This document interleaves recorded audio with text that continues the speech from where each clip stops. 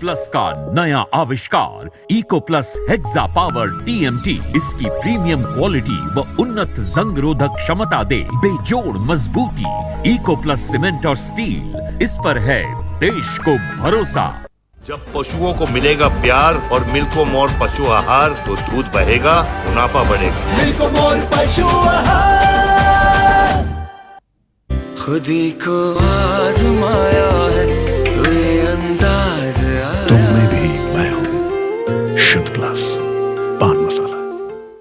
नमस्कार, आप देख रहे हैं लोकमंच न्यूज और मैं हूं आपके साथ सत्यम गौर। बुलेटिन की शुरुआत बड़ी और अहम खबर के साथ करेंगे। अलीगढ़ से अहम खबर सामने निकल कर आ रही है। अलीगढ़ में छर्रा विधानसभा की प्रत्याशी लक्ष्मी धनगड़ वैसे तो एमए किए हुए हैं, लेकिन ज्ञान के बारे में उनका सामान्य ज्ञान थोड़ा गड़बड़ नजर आ रहा है, क्योंकि समाजवादी पार्टी के जनरल सेक्रेटरी के बारे में जब उनसे सवाल किया गया तो वह अगल बगल देखती हुई नजर आई हैं। वहीं सपा सुप्रीमो अखिलेश यादव के नाम की स्पेलिंग जब उनसे पूछी गई तो उनका दम फूलता हुआ नजर आया है। छर्रा विधानसभा से समाजवादी पार्टी ने लक्ष्मी को टिकट दिया है और एक साल पहले समाजवादी पार्टी लक्ष्मी ने ज्वाइन की थी और जिसके बाद सपा में मठाधीश नेताओं को पीछे छोड़ते हुए टिकट लक्ष्मी ने हासिल किया है और ठाकुरों के गढ़ में ताल ठोक कर विधानसभा चुनाव लड़ रही हैं। समाजवादी पार्टी का मेन और राष्ट्रीय अध्यक्ष अखिलेश जी। नहीं, फाउंडर कौन है समाजवादी पार्टी? माननीय मुलायम सिंह जी नेताजी। ये पार्टी कब फाउंडेड की गई थी, किस डेट को? 94। कब? 94। अच्छा, नेशनल जनरल सेक्रेटरी कौन है समाजवादी पार्टी का? Ram Gopal Yadav. National general secretary की स्पेलिंग क्या है? राम गोपाल यादव जी है नेशनल जनरल सिक्योरिटी। चेयरपर्सन कौन है समाजवादी पार्टी का? समाजवादी पार्टी का मेन और राष्ट्रीय अध्यक्ष अखिलेश जी। अखिलेश जी की स्पेलिंग क्या है? AKSH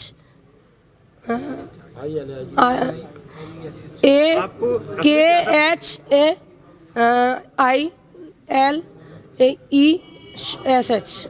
तुम इतना।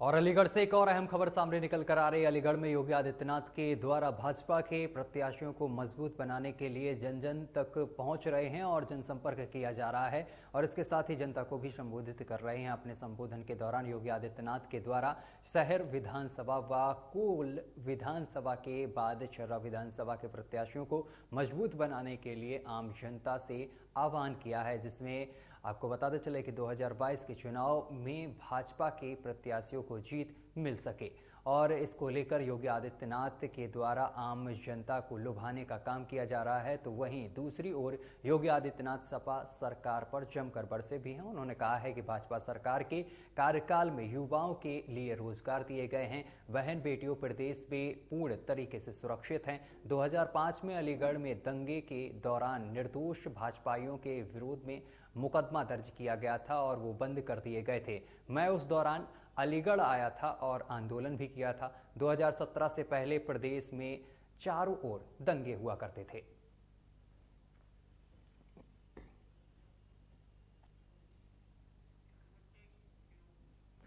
और इसी के साथ खबरों में आगे बढ़ेंगे। अमेठी से बड़ी खबर सामने निकल कर आ रही है। तेज रफ्तार का कहर देखने को मिला। तेज रफ्तार अनियंत्रित पिकअप पलट गया और हादसे में 28 लोग घायल हो गए हैं, जबकि 11 लोगों की हालत गंभीर बताई जा रही है।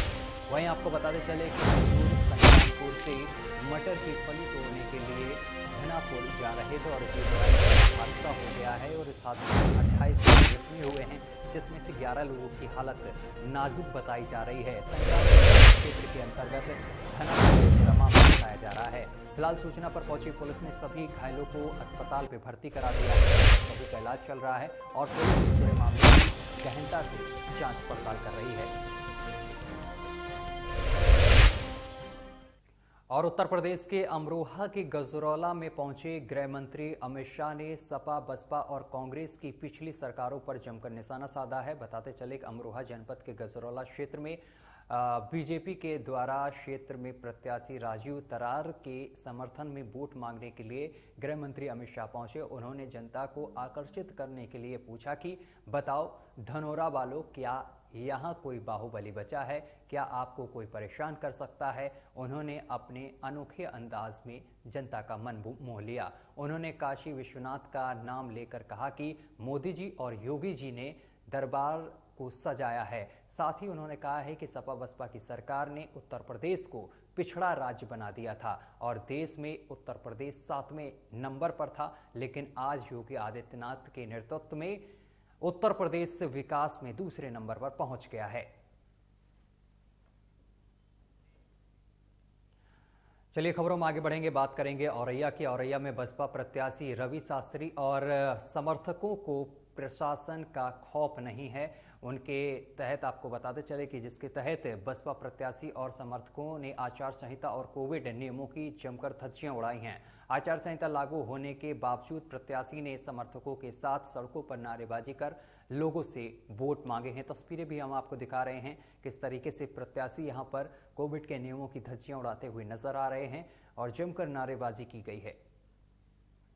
मेरा नाम रवि शास्त्री धौरे है। मैं औरैया विधानसभा सदर 204 से प्रत्याशी हूँ बीएसपी का। जी, आप किन किन मुद्दों को लेकर जनता के बीच में वोट मांग रहे हैं? शिक्षा, रोजगार, समानता का अधिकार, समतामूलक समाज की रचना, जो बीएसपी की पहचान है।